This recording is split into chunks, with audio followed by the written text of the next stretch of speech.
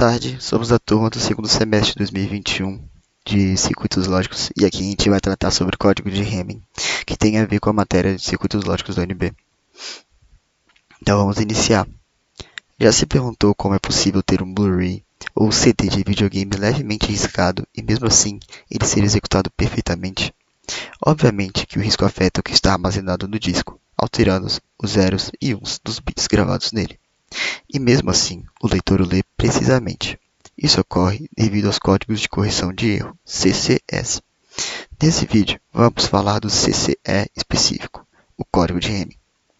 O princípio mais básico de todos os CCS é que no espaço de todas as mensagens que podem ser escritas e enviadas com uma quantidade de bits, apenas algumas dessas mensagens poderão ser consideradas válidas.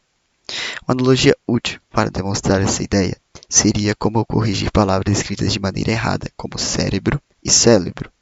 Assim, se uma mensagem fosse enviada e recebida como cérebro, o CCE no receptor corrigiria o L para R. Mas saindo de analogias, vamos ver o que realmente interessa, o código de Hamming.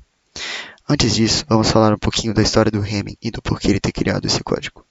O código de Hamming é um dos CCEs mais antigos, sendo criado por Richard Hamming em 1950. Richard Hamming, que trabalhou em 1940 na Bell Labs para implementar o computador Bell Model V, dispositivo eletromagnético baseado em relays. O modo de input de dados era efetuado por cartões perfurados, os quais geravam erros de leitura constantemente. Tendo em conta esse fato frustrante, Hamming decidiu, durante os anos seguintes, investigar os problemas de correção de erros e, em 1950, publicou um algoritmo chamado Hamming Code, ou em português, Código de Hamming.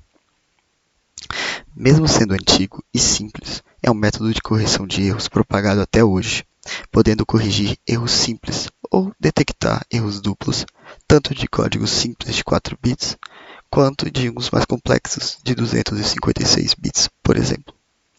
Existem diversas maneiras de construir esse código, mas aqui vamos nos restringir apenas à ideia original do próprio Hamming. Para chegar à ideia dele, temos como exemplo um bloco de 16 bits. Primeiramente, numeramos cada um dos bits com posições de 0 a 15. No bloco teremos 12 bits para os dados que realmente vamos transmitir e outros 4 bits que serão reservados para detectar os erros. Esses 4 bits serão distribuídos de maneira estratégica no nosso bloco, aparecendo exatamente nas posições que são potências de 2, no caso 1, 2, 4 e 8. Para descobrir o valor de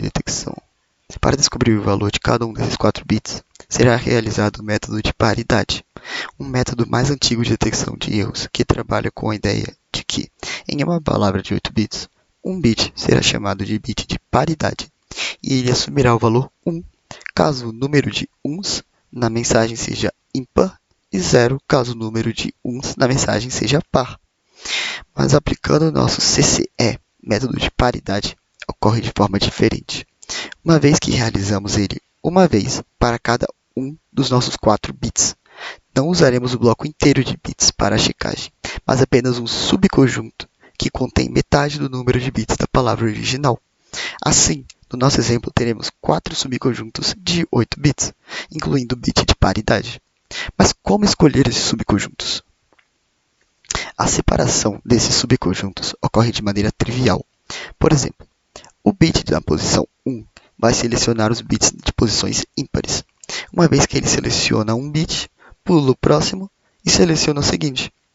Após montado o subconjunto, será verificada sua paridade para descobrir o valor de 1.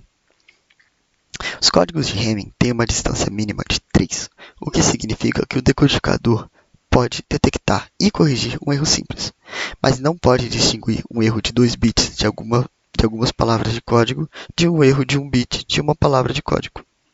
Assim, é possível detectar erros em 2 bits apenas, se a correção não for tentada.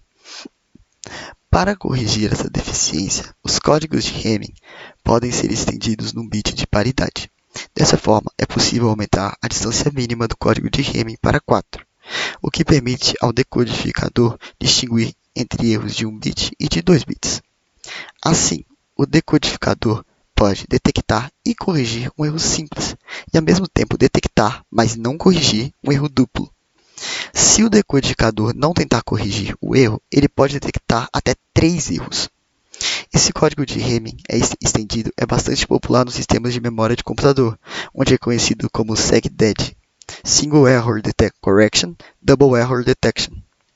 Muito obrigado pela atenção e obrigado por terem assistido o vídeo.